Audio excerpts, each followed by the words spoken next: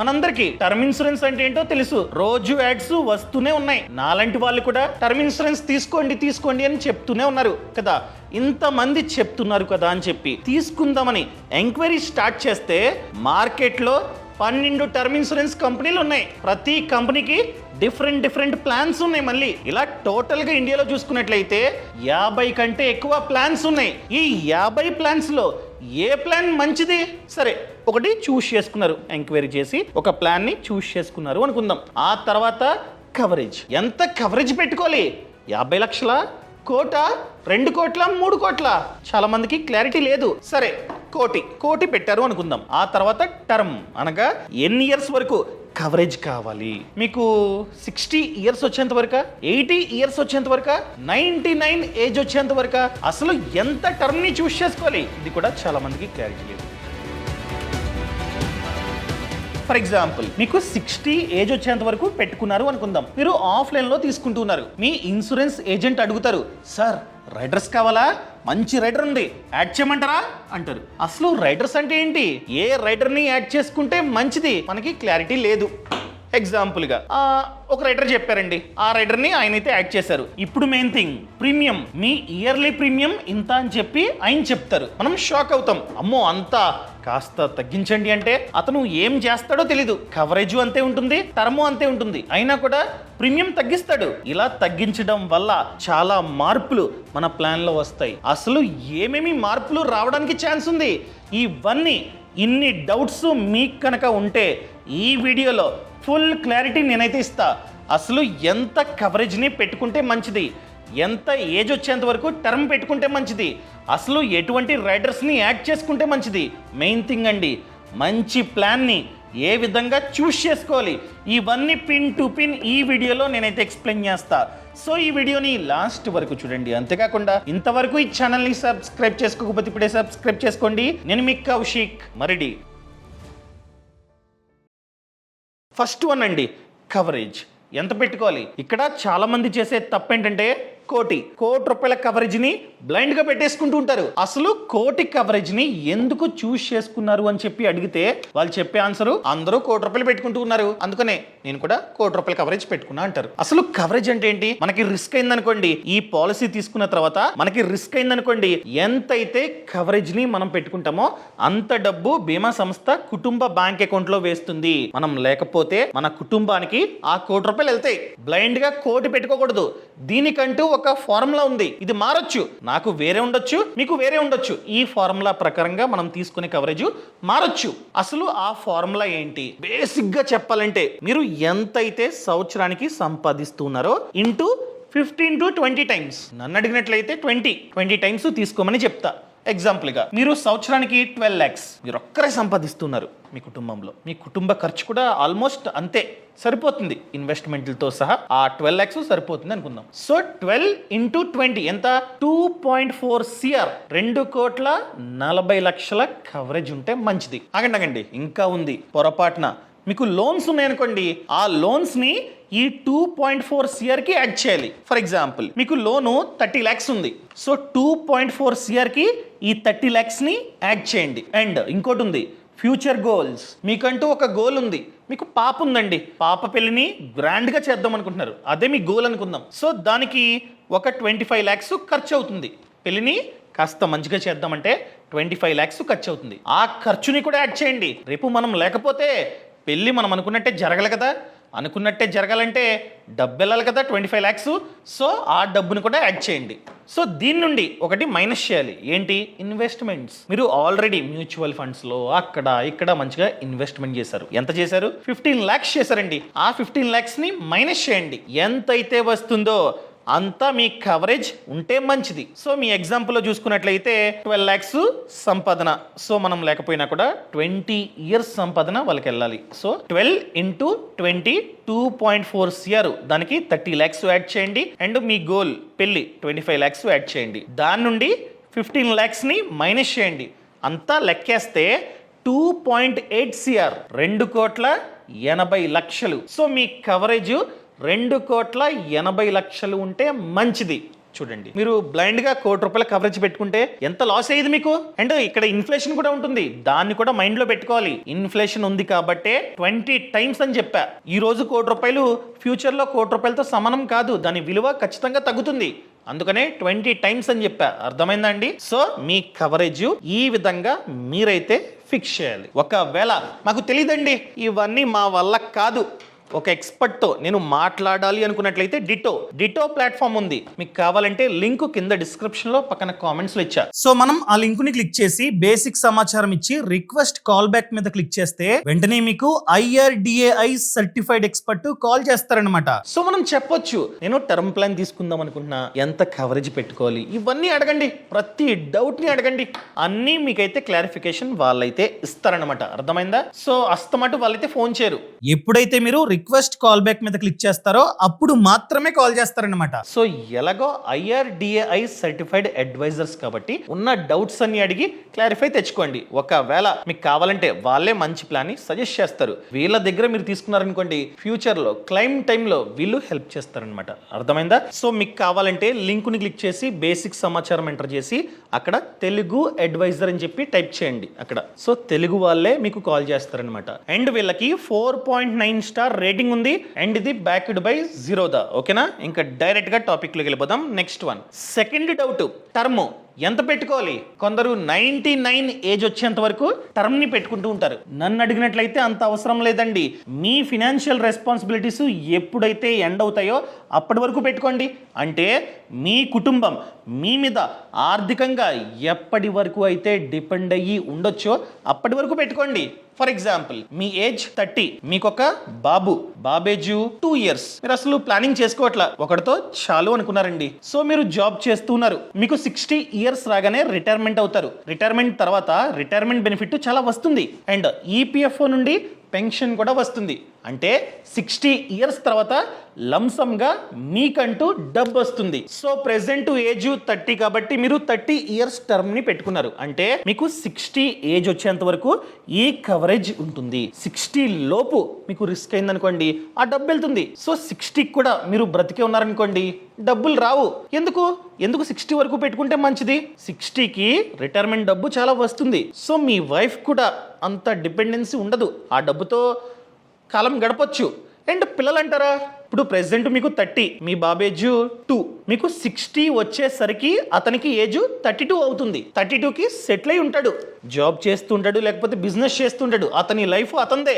So మీ మీద ఆర్థికంగా depend అయ్యి లేడు. ఒకవేళ 60 తర్వాత రిస్క్ అయినా కూడా రిటైర్మెంట్ డబ్బు ఉంటుంది కాబట్టి మీ వైఫ్ కూడా ఆర్థికంగా డిపెండ్ అయ్యి లేరు. సో డిపెండెన్సీ లేదు కాబట్టి టర్మ్ ఇన్సూరెన్స్ తో పనే లేదు.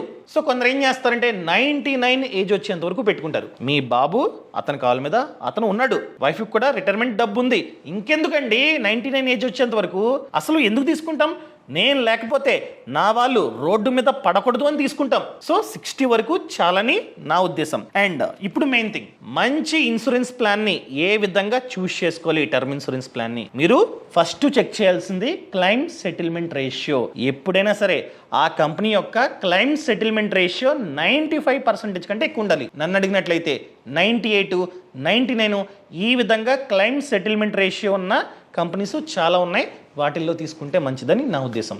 అసలు ఫర్ ఎగ్జాంపుల్, ఒక కంపెనీకి 99% క్లైమ్ సెటిల్మెంట్ రేషియో ఉంది. దాని అర్థం 100 క్లైమ్స్, ఎగ్జాంపుల్గా 100 క్లైమ్స్ వస్తే 100 క్లైమ్స్లో 99 క్లైమ్స్ ఇచ్చిందనుకోండి ఆ కంపెనీ, ఒక క్లైమ్ మాత్రమే రిజెక్ట్. 99 క్లైమ్స్ ఇచ్చేస్తే ఆ కంపెనీ యొక్క claim settlement ratio 99%. Only claim settlement రేషియోనే కాదు, మీరు చూడాల్సింది అమౌంట్ సెటిల్మెంట్ రేషియో ఎంత ఉంది. ఈ అమౌంట్ సెటిల్మెంట్ రేషియో 90% కంటే ఎక్కువ ఉండాలి. అర్థమైందా? క్లైమ్ సెటిల్మెంట్ రేషియో బాగానే ఉంది అని చెప్పి బ్లైండ్గా తీసుకోకండి. ఇది కూడా అమౌంట్ సెటిల్మెంట్ రేషియో కూడా ఖచ్చితంగా 90% కంటే ఎక్కువ ఉండాలి. అసలు అమౌంట్ సెటిల్మెంట్ రేషియో అంటే ఏంటి? 100 కోట్లు క్లైమ్ వచ్చిందండి, చాలా మంది క్లైమ్కి అప్లై చేశారు. 100 కోట్ల క్లైమ్. ఈ 100 కోట్ల రూపాయలు ఫైల్లో ఎన్ని కోట్లు ఇచ్చింది కంపెనీ క్లెయిమ్ రూపంలో అది చెప్పేదే అమౌంట్ సెటిల్మెంట్ రేషియో. ఎగ్జాంపుల్గా 100 కోట్లు కదా, 90 కోట్లు సెటిల్ చేసింది అనుకోండి.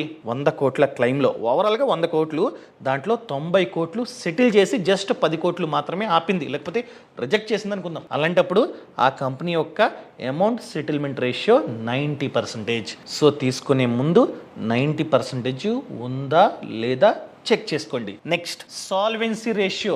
ఆ కంపెనీ యొక్క సాల్వెన్సీ రేషియో 150% కంటే ఎక్కువ ఉండాలి, అది కూడా చెక్ చేసుకోండి. ఇవన్నీ ఎలా చెక్ చేసుకోవాలి? ఒక XYZ కంపెనీ అనుకున్నారండి, గూగుల్లో కొట్టండి, ఇన్ఫర్మేషన్ అంతా వస్తుంది. అసలు సాల్వెన్సీ రేషియో ఎంత, పలానా కంపెనీ సాల్వెన్సీ రేషియో ఎంత అని కొట్టండి. 160% ఉందనుకోండి, ఫైన్, ఎందుకంటే 150 ప్లస్ ఉండాలి, 150 కంటే తక్కువ ఉండకూడదు. మీరు చెక్ చేసినప్పుడు 100 ఉందండి, కాస్త రిస్కీ. సో 150% కంటే ఎక్కువ ఉండాలి సాల్వెన్సీ రేషియో, దాన్ని కూడా మీరైతే చెక్ చేసుకోండి. అండ్ లాస్ట్ వన్, కంప్లైంట్స్ ఎప్పుడు వస్తాయి? ఒక కంపెనీకి కంప్లైంట్స్ ఎప్పుడు వస్తాయి? క్లెయిమ్కి అప్లై చేసి ఆ క్లెయిమ్ రాకపోతే వాళ్ళు IRDAIకి కంప్లైంట్ ఇస్తారు. ఎవరు? కస్టమర్లు. ఆ కంప్లైంట్లు తక్కువ ఉండాలి. సో ప్రతి 10,000 క్లెయిమ్స్కి కంప్లైంట్స్ అనేవి 20 కంటే తక్కువ ఉండాలి. ఏదైనా కంపెనీకి ప్రతి 10,000 క్లెయిమ్స్కి 20 కంటే ఎక్కువ కంప్లైంట్స్ వస్తున్నాయి అనుకోండి, ఆ కంపెనీ సరిగ్గా క్లెయిమ్స్ని ఇవ్వట్లేదు అని అర్థం, లేకపోతే డిలే చేస్తుంది, లేకపోతే రిజెక్ట్ చేస్తుంది అని అర్థం. సో చెక్ చేసుకోండి, కంప్లైంట్స్ ప్రతి 10,000 క్లెయిమ్స్కి 20 కంటే తక్కువ ఉండాలి. ఇవన్నీ చెక్ చేసుకొని ఆ తర్వాత మాత్రమే తీసుకోండి, అంతేగాని బ్లైండ్గా మీరైతే తీసుకోవద్దు. Next one, riders. అసలు రైడర్ అంటే ఏంటి? రైడర్ అంటే ఎక్స్ట్రా బెనిఫిట్ అనమాట. మీ బేసిక్ ప్లాన్కి వచ్చే ఎక్స్ట్రా బెనిఫిటే రైడర్. సో ఎన్ని రైడర్స్ ఉంటాయి? మార్కెట్లో చూసుకున్నట్లయితే చాలా రైడర్స్ ఉన్నాయి. అన్ని రైడర్స్ కావాలా? అవసరం లేదండి. నన్ను అడిగినట్లయితే మేజర్గా ఇది తీసుకుంటే మంచిది. ఏంటిది? Waiver of premium. అంటే ఏంటి? ఎగ్జాంపుల్గా ఫ్యూచర్లో యాక్సిడెంట్ అయ్యి డిసేబిలిటీ అయింది, అంటే కాళ్ళు చేతులు ఇరిగిపోయాయి, మనం వర్క్ చేసే స్టేజ్లో లేము, జస్ట్ బెడ్ మీద పడున్నాం, లేకపోతే వీల్ చైర్ మీద పడున్నాం. అలాంటి సిచ్యువేషన్లో ఈ రైడరు మీరు ముందుగానే పెట్టుకుని ఉంటే రెస్ట్ ఆఫ్ ది ప్రీమియమ్స్ మనం కట్టాల్సిన అవసరం లేదు. ఎగ్జాంపుల్గా మీరు 30 ఇయర్స్ టర్మ్ని పెట్టుకున్నారండి, 15 ఇయర్స్ కంప్లీట్ అవగానే యాక్సిడెంట్ అయింది, సో వీల్ చైర్ మీద పడున్నాం, పని చేయలేం, ఇన్కమ్ రాదు కదా. రెస్ట్ ఆఫ్ ది ప్రీమియమ్స్ అనగా నెక్స్ట్ 15 ఇయర్స్ ప్రతి ప్రీమియం ఈ కంపెనీయే కట్టుకుంటుంది, మనం కట్టాల్సిన అవసరం లేదు. అండ్ అదేవిధంగా క్యాన్సర్ వచ్చింది, ఎగ్జాంపుల్గా క్యాన్సర్ వచ్చి మనం బెడ్ మీద పడి ఉన్నాం, అప్పుడు కూడా పని చేయలేం కదా. సో అప్పుడు కూడా రెస్ట్ ఆఫ్ ది ప్రీమియమ్స్ మనం కట్టాల్సిన అవసరం లేదు. అదే వేవర్ ఆఫ్ ప్రీమియం రైడర్ అనమాట. ఈ రైడర్ని యాడ్ చేసుకుంటే కాస్త ప్రీమియం పెరుగుతుంది, అంటే ప్రతి మంత్ మనం కట్టాల్సిన ప్రీమియం కాస్త పెరుగుతుంది. ఇది తీసుకుంటే మంచిది. అండ్ మనలో చాలా మంది డ్రైవింగ్ జాబ్ చేస్తుంటారు, లేకపోతే ప్రతిరోజు బైక్ మీదో కార్ మీదో ట్రావెల్ చేస్తూనే ఉంటారు. అలాంటి వాళ్ళు యాక్సిడెంటల్ డెత్ బెనిఫిట్ని తీసుకుంటే మంచిది. మీరు డ్రైవింగ్ జాబ్ చేస్తుంటారు, అందుకనే ఈ రైడర్ని యాడ్ చేసుకున్నారు. యాడ్ చేసుకునే టైంలో ఈ రైడర్ కూడా కవరేజ్ని మనమైతే చూస్ చేసుకోవాలి. సో యాక్సిడెంటల్ డెత్ బెనిఫిట్ రైడర్కి మీరు 50 lakhs కవరేజ్, 50 lakhs చూస్ చేసుకున్నారు. సో చూస్ చేసుకుని కొన్ని ఇయర్స్ పాటు కట్టారండి. ఆ తర్వాత యాక్సిడెంట్ కారణం చేత రిస్క్ అయిందనుకోండి, మన కుటుంబానికి కోటి కాదు, నార్మల్గా అయితే కోటి రావాలి, కానీ మీరు ఈ రైడర్ని యాడ్ చేసుకున్నారు కనుక యాక్సిడెంట్ వల్ల చనిపోయాం కనుక ఎక్స్ట్రాగా 50 lakhs వస్తాయి అనమాట. సో బేస్ ప్రీమియం, రైడర్ అంతా కలిపి 1,50,00,000 మన కుటుంబానికి వెళతాయి. అర్థమైందండి? ఈ రైడర్ బెనిఫిట్ అదనమాట. సో కాస్త ఎక్స్ట్రా డబ్బు మనమైతే కట్టాల్సి వస్తుంది. అండ్ క్రిటికల్ ఇల్నెస్ రైడర్ కావాలంటే యాడ్ చేసుకోవచ్చు. ఇది ఎలాంటి వాళ్ళకి సెట్ అవుతుందంటే, మా తాతలకి, మా నాన్నమ్మకి, అమ్మమ్మకి జబ్బులు ఉన్నాయండి, వాళ్ళందరికీ క్యాన్సర్లు ఉన్నాయి, లేకపోతే వాళ్ళందరూ హార్ట్ అటాక్ వల్ల చనిపోయారు, ఇలాంటి కేసులు ఉంటాయి కదా. సో కొన్ని వారసత్వంగా మనకి రావడానికి ఛాన్స్ ఉంది. అలాంటి సిచ్యువేషన్లో మీరు కనుక ఉన్నట్లయితే ఈ క్రిటికల్ ఇల్నెస్ రైడర్ మీకు సెట్ అవుతుంది. సో కొన్ని కంపెనీలు 50 క్రిటికల్ ఇల్నెసెస్ అంటే ఈ రైడర్ని తీసుకుంటే 50 క్రిటికల్ ఇల్నెసెస్ని ఇస్తాయి అనమాట. అనగా జబ్బులు, వాటిల్లో ఏదైనా జబ్బు మనకు వచ్చి బెడ్ మీద పడున్నామనుకోండి, ఎంతైతే కవరేజ్ని చూస్ చేసుకుంటారో, ఈ రైడర్కి ఎంతైతే కవరేజ్ని చూస్ చేసుకుంటారో అంత డబ్బు బ్రతుకున్నప్పుడే మన బ్యాంక్ అకౌంట్లో పడతాయి అన్నమాట. అర్థమైందా? కొన్ని కంపెనీలు 20 క్రిటికల్ ఇల్నెసెస్ని మాత్రమే ఇస్తాయి, అంటే 20 జబ్బుల్ని మాత్రమే ఇస్తాయి అనమాట. ఫర్ ఎగ్జాంపుల్ మీరు ప్లాన్ని తీసుకుంటున్నారు, ₹1,00,00,000 నార్మల్గా బేసిక్ కవరేజ్. సో మీ వారసత్వంగా జబ్బులు రావడానికి ఛాన్స్ ఉందని చెప్పి మీకు అనిపించింది అనుకోండి, మీరు క్రిటికల్ ఇల్నెస్ రైడర్ని తీసుకుంటారు. తీసుకునే టైంలో అడుగుతారనమాట, ఎంత కవరేజ్ దీనికి, ఎగ్జాంపుల్గా మీరు 25 lakhs అని చెప్పి పెట్టుకున్నారు. ఆ జబ్బుల్లో ఏదైనా జబ్బు మీకు వచ్చి మీరు కనుక బెడ్ మీద పడుంటే అంత డబ్బు బ్రతుకున్నప్పుడే మన బ్యాంక్ అకౌంట్లో పడుతుంది. అదే క్రిటికల్ ఇల్నెస్ రైడర్. అర్థమైందండి? సో ఇవి చాలు. ఒకవేళ మీ సిచ్యువేషన్ బట్టి మీరు కావాలంటే చూస్ చేసుకోవచ్చు. అండ్ ఇంకో క్వశ్చన్, సో మనం పాలసీ తీసుకునే టైంలోనే అక్కడ ఉంటుందన్నమాట, ఫ్యూచర్లో మీకు రిస్క్ అయితే మీ కుటుంబానికి ఆ డబ్బు ఎంతైతే కవరేజ్ని మీరు పెట్టుకున్నారో అది ఒకేసారి ఇచ్చేయాలా, లేకపోతే ఒకేసారి ఇవ్వకుండా ప్రతి మంత్ ఈఎంఐ రూపంలో అంటే నెలకింత అని చెప్పి వాళ్ళ బ్యాంక్ అకౌంట్లో వేయాలా, లేకపోతే కాస్త డబ్బుని ఒకేసారి ఇచ్చేసి రిమైనింగ్ మొత్తాన్ని ఈఎంఐ రూపంలో అంటే నెలకి ఇంత అని చెప్పి బ్యాంక్ అకౌంట్లో వేయాలా అని చెప్పి అడుగుతారనమాట. సో మీకు నచ్చింది మీరు చూస్ చేసుకోవచ్చు. మీకు డౌట్ ఉంది, నా అబ్బాయి దోలగాడు పొరపాటున ఒక 2 కోట్లు అకౌంట్లో పడ్డాయి అనుకోండి ఖర్చు పెడేస్తాడు అన్న డౌట్ మీకు ఉందనుకోండి, మీరు కావాలంటే నెలకి ఇంత పడేటట్టు వాళ్ళ ఖర్చులకి నెలకి ఇంత పడేటట్టు మీరు పెట్టుకోవచ్చు. పర్లేదు సగం దోలగాడు అనుకున్నారనుకోండి, ఒక 2 CR కవరేజ్, 1 కోటి రూపాయలు పడి రిమైనింగ్ 1 కోటి రూపాయలు ఒకేసారి పడకుండా మంత్లీ ఇచ్చేటట్టు మీరు పెట్టుకోవచ్చు. సో నన్ను అడిగినట్లయితే ఒకవేళ వాళ్ళకి ఫినాన్షియల్ ప్లానింగ్ మంచిగా తెలిస్తే ఒకేసారి తీసుకోవడమే మంచిది. ఒకేసారి తీసుకుని 1 కోటి రూపాయలు బ్యాంక్ అకౌంట్లో పెట్టుకుని ఇంకో 1 కోటి రూపాయలు ఇన్వెస్ట్ చేసుకున్నా కూడా మంత్లీ వడ్డీ వచ్చే స్కీమ్స్ బోల్ ఉన్నాయి. సో వాళ్ళ మైండ్ కరెక్ట్గా ఉండి తెలివైన వాళ్ళు అనుకున్నట్లయితే ఒకేసారి పెట్టుకోవడమే మంచిదన్నమాట.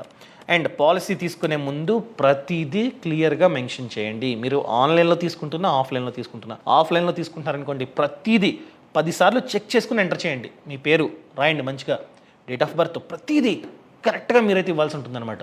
ఏదైనా తప్పు ఉందనుకోండి ఫ్యూచర్లో క్లెయిమ్ రాదు, చూసుకోండి. ఈ సమాచారం మీకు నచ్చింది అనుకుంటున్నా. నచ్చినట్లయితే నచ్చింది అని చెప్పండి, నచ్చలేదు అని చెప్పండి. ఎండ్ ఆఫ్ ది డే మీరు మంచి కంపెనీలో తీసుకోవడం నాకు కావాలి, మీకు క్లెయిమ్ రావడం నాకు కావాలి, అంతే. అంతకు మించి ఏం లేదండి. మనం చాలామందిని చూస్తున్నాం, పాపం కుటుంబ పెద్ద చనిపోతే ఆ ఫ్యామిలీ మొత్తం రోడ్డు మీద పడాల్సిన సిచ్యువేషన్ వస్తుంది చాలామందికి. ఆ సిచ్యువేషన్ మన కుటుంబాలకి రాకూడదనే నా ఉద్దేశం. సో నచ్చితే నచ్చింది అని చెప్పండి. ఏమైనా డౌట్స్ ఉంటే కింద అడగండి, ఇంకొక వీడియోతో మీ ముందుకు వస్తా. అండ్ తీసుకునే ముందు ఒక ఎక్స్పర్ట్తో మాట్లాడాలి అనుకున్నట్లయితే డిటో కంప్లీట్గా ఫ్రీ కాబట్టి చెప్తున్నా, కంప్లీట్గా ఫ్రీ కాబట్టి లింక్ ఇచ్చాను కదా, క్లిక్ చేసి సమాచారం అంతా ఇచ్చి మీరు కాల్ని షెడ్యూల్ చేసుకుంటే వాళ్ళే కాల్ బ్యాక్ చేస్తారనమాట. Thank you so much, thanks for watching. జై Hind. Boss Wala. Be the boss.